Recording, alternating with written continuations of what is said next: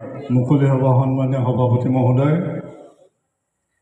মঞ্চত আসনাধিষ্ঠ সন্মানীয় ঋষিকল্প ব্যক্তিসকল, মোৰ পৰম শ্ৰদ্ধা ৰাইজ, মোৰ আটাইতকৈ মৰমৰ বিহু সংগীত শিল্পীসকল, মোৰ গান শুনি থাকিবলৈ মন গৈছিলে। ইমান সুন্দৰ সুন্দৰ গান, কথা কোৱা মোৰ ধৃষ্টতাই নাছিলে, কিন্তু তথাপিতো টেঙাখাত লাইভৰ চতুৰ্থ বৰ্ষপূৰ্তি অনুষ্ঠানৰ টেঙাখাত লাইভৰ ওতঃপ্ৰোতভাৱে জড়িত হৈ থকা সন্মানীয় ব্যক্তিসকলক ধন্যবাদ এটা নিদিলে মোক সময়টো অলপমান খেলি মেলি কৰিব যেন পাওঁ।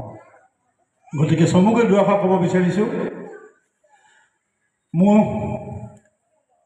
এই আশপাতে গণেশ গগৈদেৱৰ এফাকি কবিতালৈ মনত পৰিছে যে সত্য সুন্দৰ সত্য শুদ্ধৰ অন্তৰ্জাৰ নাই হিংসা দেশ, চকুৰ আগত দেখে সকলো সমান, যত জীৱ তত শিৱ বুলি জয়ে ভাবে, সিজনাৰ অন্তৰতে মুক্ত ভগৱান। যাৰ সত্য আৰু সুন্দৰ সাধনা থাকে তাক ভগৱানে সহায় কৰে বুলি কৈছে। গতিকে মই টেঙাখাত লাইভৰ মুখ্য উপদেষ্টাকে প্ৰমুখ কৰি সন্মানীয় মোৰ অতি শ্ৰদ্ধাৰ নৱকুমাৰ গগৈ ডাঙৰীয়া, ৰাজীৱ কোঁৱৰ ডাঙৰীয়া, আমাৰ ৰূপম গগৈ ডাঙৰীয়া, ব্ৰজেন গগৈ ডাঙৰীয়াই আজি 4টা বছৰ ইমান সুন্দৰকৈ পৰিচালনা কৰিছে। মই তেখেতসকলৰ বিষয়ে কওঁতে একো শুনিবলৈ পোৱা নাই। মই সঁচাটো ক'ৰবাত যদি শুনো মই কৈ দিম, বেয়াটো মই কৈ দিম। গতিকে মই শুনা নাই, মই সেইকাৰণে তেখেতসকলক ধন্যবাদ দিছোঁ আৰু তেখেতসকলে চলাই যাব পাৰিব।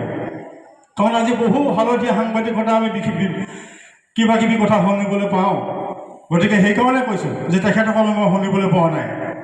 যে ধনায়াত বিদ্যা গৰিয়সী বুলি কথা এষাৰ আছে, যে বিদ্যাতকৈ ধনতকৈ বিদ্যা শ্ৰেষ্ঠ বুলি কৈছে।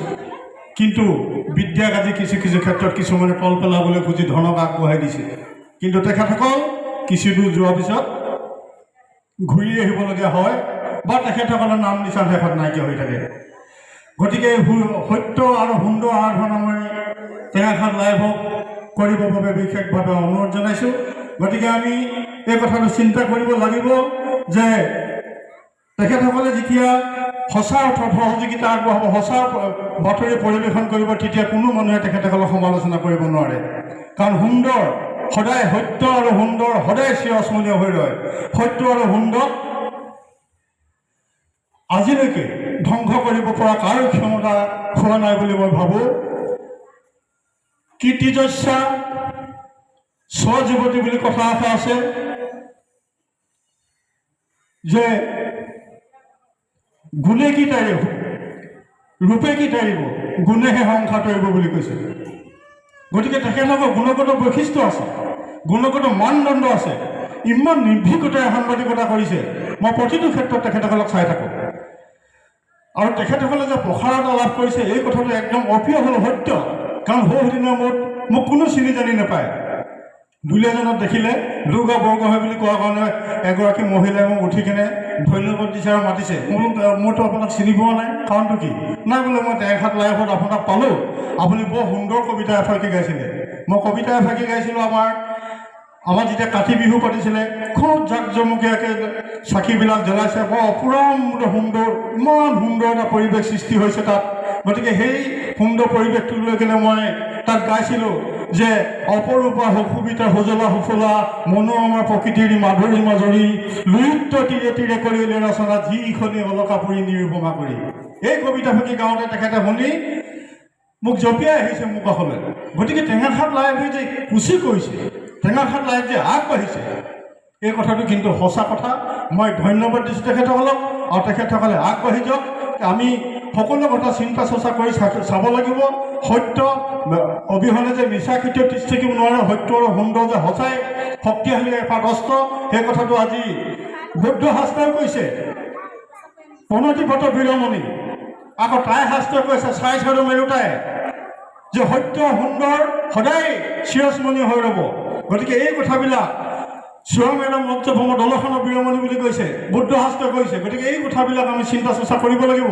আৰু সেইখিনি কৰিবলৈ হ'লে মই সাংবাদিকসকলক কণ ভাইটি ভণ্টিসকলক এই পথৰ পথিক হ'বলৈ হ'লে তেখেতসকলক মই ভাল হোৱাটো বিচাৰোঁ, সুখাদ্য খোৱাটো নিবিচাৰোঁ।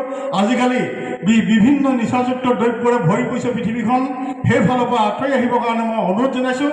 সংস্কৃতত এষাৰ কথা কৈছে যে ঋণং কীৰ্তা ঘৃতং বিবেক, ধাৰ কৰি হ'লেও ঘিউ খাবলৈ কৈছে। মই অভিভাৱকসকলক অনুৰোধ কৰিছোঁ যে আপোনালোকে এই কথাবিলাক মন কাণ দিব।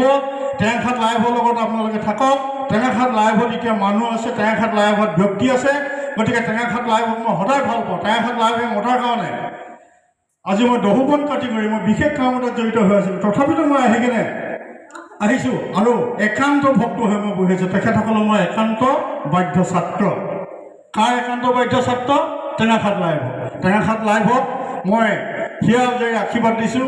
আৰু আমি যদি ক'ৰবাত কিবা কিবি সহায়ৰ হাত আগবঢ়াব লাগে, কিবা এটা কৰি দিব লাগে, আমি টেঙাখাত লাইভ হৈ চিঞৰিণী হৈ ৰ'ম, এই কথাকে মই আপোনালোকক ক'লোঁ। আৰু বহুতো ক'বলগীয়া আছে, বহুতো আপোনালোকৰ টেঙাখাত লাইভৰ বিষয়ে গুণগত মানদণ্ড গুণপ্ৰশিষ্ট গাবলগীয়া আছিলে, ক'বলগীয়া আছিলে, কিন্তু মই ক'ব বিচৰা নাই। সময়ৰ প্ৰতি লক্ষ্য ৰাখি মই চমু বক্তব্য সামৰণি মাৰিছোঁ। আৰু কিবা যদি বহা দুটা হৈছে আপোনালোকে হ'বতো মৰিখন কৰিব বুলি বিশেষভাৱে অনুজনে মই চমু বক্তব্য সামৰণি মাৰিছোঁ। ধন্যবাদ।